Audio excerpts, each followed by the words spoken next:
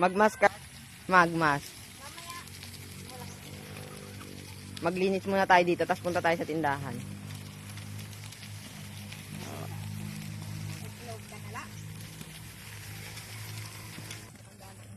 Paano ba i-charge to kasi? Hindi lang, malulubat kasi nga. Matagal pa oh.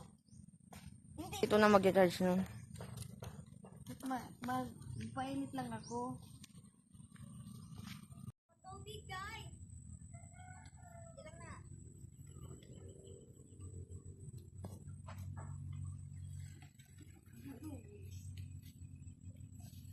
Kasi pag mabagal yung ano la, yung zero speed, dyan sa damuhan mahirap. Naka full speed yan eh. Sa damuhan kasi mahirap. Yan. Kayo na yan! Sige na la. Sige lang. Gia!